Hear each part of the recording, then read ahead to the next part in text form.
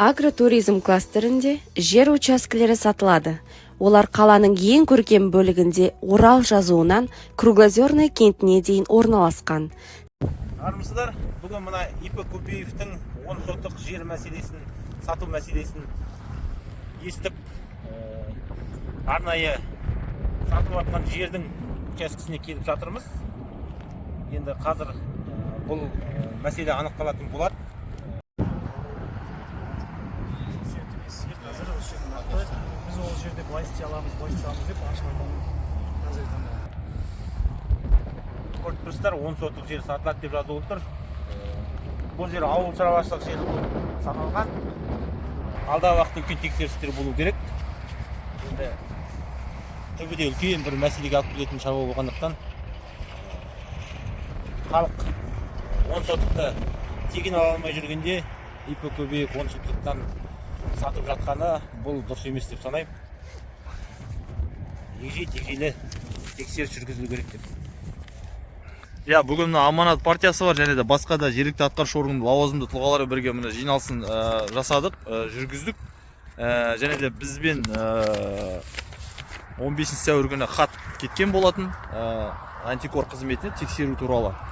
2007-те бұл жерді алған, ауыл шаруашылық жерін 2011-де бөліп, қазірден бастап сатып жатыр. Бұл жерге арнайы тексеріс шаралары өткеннен кейін арнайы жиналыс жасап, бұл мәселені талдаймыз. Бұл жерде енді заңдылық бұзылып отыр деп есептейміз. Өйткені ауыл шаруашылық жер тұрғын үй салуға бөлінбеуі тиіс. Екіншіден, кезінде бұл жеке меншікке қалай өтіп кетті және қалай бөлініп тұр деген мәселе. Үшіншісі, тіпті жақсы, бұл жердегі жүздеген учаскелерді бөліп алып, сатып алғаннан кейін де адамдар 5 миллион теңге 10 сотықтан олар үй салғаннан кейін бұл жерге жол салу мәселесі, газ тарту, электр қуатын қосудың сұрағын барлығында ол кім жасайды? ИП Көбеев жасайды. Яғни жеке кәсіпкер жасау керек болады, мемлекет емес.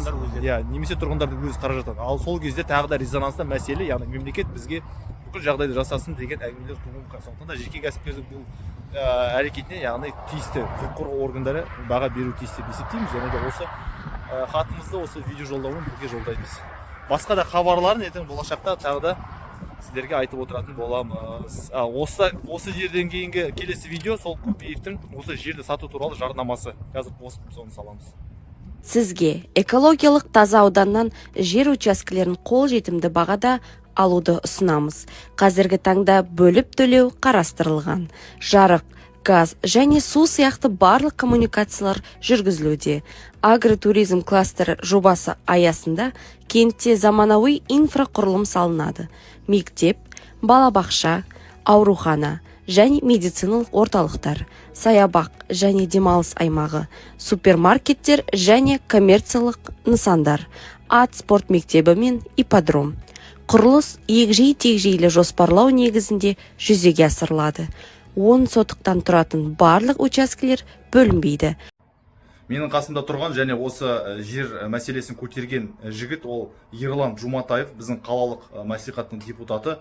Және де осының алдында ғана ИП Көбеевтің бейне жарнамасынан көргеніңіздей, әлгі жер учаскелерінде мектеп, стадион, басқа да инфрақұрылым бәрі болады делінген. Дегенмен де бұл шындыққа жанаспайды. Өйткені қала әкімдігімен кезінде 10 соткіден тегін кезекте тұрғандарға берілген жерлерге, яғни шағын ауданға салынатын бүкіл қажетті нәрсенің барлығы ол басқа жерде. Яғни Көбеевтің сататын жері бөлек, бұл жер бөлек. Араларында кәдімгі жол бар, бірнеше жүздеген метр жер бар. Сондықтан да бұл жарнамаға енді өте сыни көзбен қарауыңызды ұсынаймын.